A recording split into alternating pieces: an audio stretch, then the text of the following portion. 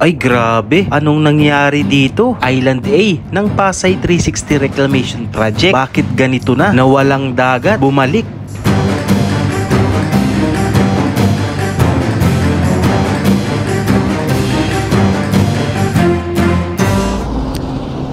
Good day mga kababayan, isang magandang umaga po sa ating lahat. Panibagong araw, panibagong update na naman tayo dito sa ginagawang reklamasyon sa Manila Bay. At nawa po ay nasa mabuti kayong kalagayan. Ngayon po ay binabaybay natin itong JW Diokno Boulevard dito sa Pasay City. At dito nga tayo tutungo sa may bahagi ng Lime Hotel. Kasi dito natin makikita na mas malapitan itong ginagawang reklamasyon po dito sa Manila Bay. Ito ay yung bahagi ng Pasay 360 Reclamation Project, ang Island A. Alright, so nandito na tayo mga kababayan at makikita ninyo na napakarami hong gamit dito sa bahaging ito. Nagulat lang tayo na nakita natin ngayon dito sa bahaging ito ng Island A. Ito, babaling tayo sa kanan at makikita natin ang ating nasaksihan ngayon dito. Na halos kalahati na po nitong Island A ay ganito na po yung sitwasyon.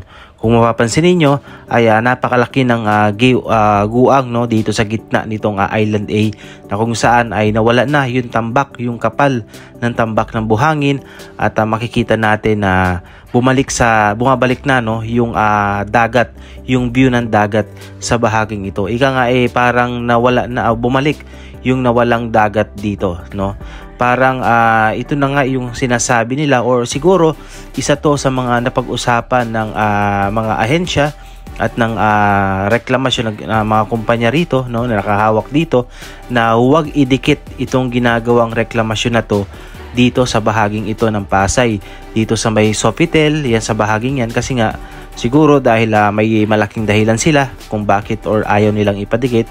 So siguro ito po ay ang gagawin dito is magkakaroon na lang ng parang kanal na siyang daanan ng mga barko, siguro maliliit na barko, na mga bangka o mga yate sa bahaging ito.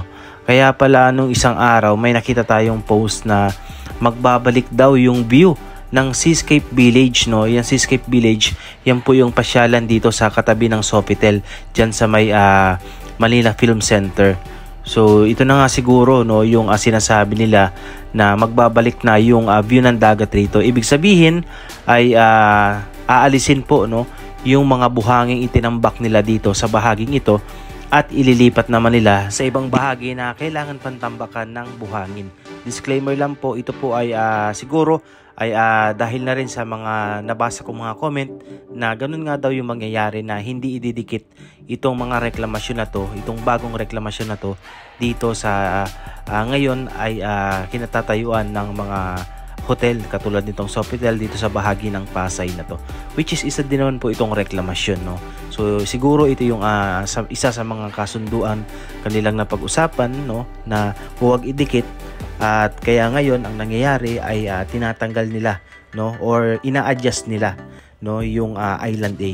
Sa tingin ko ay pagdidikitin na lang itong Island A or Island B. Sa tingin ko lang yan, again disclaimer po, yan ay base din sa mga naobserbahan natin, nakikita natin. Wala tayong napagtanungan na tao na nagtatrabaho dito sa reklamasyon dito, dahil wala naman tayong kakilala dyan. At iyan po ay base lamang sa mga nakikita natin, yun yung ina-update po natin. So makikita ninyo na malawak-lawak na rin yung kanilang tinanggalan ng buhangin dito sa bahagi ng dagat. So kalaunan baka yung nandun sa may gilid na yan, mga natitirang buhangin, ililipat na rin po yan. Kaya pala dun sa may part ng Mall of Asia, malayo yung kanilang ginagawang pagtatambak, hindi nila idinidikit yung paglalagay ng buhangin doon mismo sa may seaside, Yun pala siguro din yung dahilan na kung bakit gano'n, Siguro nga yun yung pinag-usapan ng mga ahensya during that time na pinasuspende lahat ng ginagawang reklamasyon dito, pinag-aralan kung ano ba yung mas magandang gawin. At sumunod naman po itong Pasay 360 Reclamation Project na mga yung mga may-ari at yung mga kontraktor dito.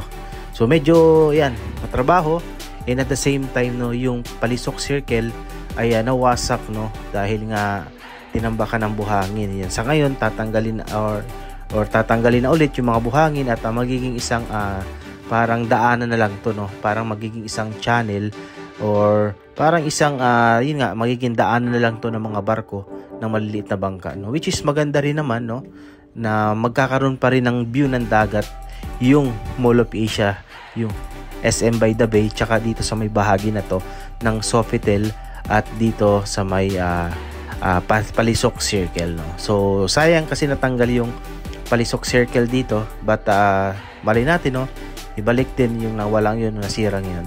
So dito makikita nyo na malawak na, no, sobrang laki na at ganyan nakalawak. Siguro kung susukatin natin mula dito sa may seawall nitong kalupaan dito hanggang dito sa inadjust nila, siguro mga nasa ano rin to, no, mga 100 ano din to, or mga 70-80 meters po, no, or 100 meters yung lawak ng bahagi na to na ibinalik nila at nakita na yung karagatan. Okay? So abangan natin sa mga susunod na araw yung mga mangyayari dito. Abang-abang lang tayo po, no, kung ano pa yung mga update na gagawin nila dito sa reklamasyon na to. At saka yun nga, no, paano ang kanilang gagawing pag-adjust dito sa Island A at sa Island B. Pagdudugsungin kaya nila ito or mananatiling magkakahiwalay ang Island A, Island B at Island C. So yan po yung isa sa ating abangan. At marami pa tayong magiging update dito po sa reklamasyon sa Manila Bay. Yan, bali yan yung makikita po ninyo, no, yan yung view ng Seascape Village dito, isa sa mga magandang pasyalan dito sa Pasay City. Hilera lang yan ng Sofitel at ng malapit dito sa Manila Film Center, no.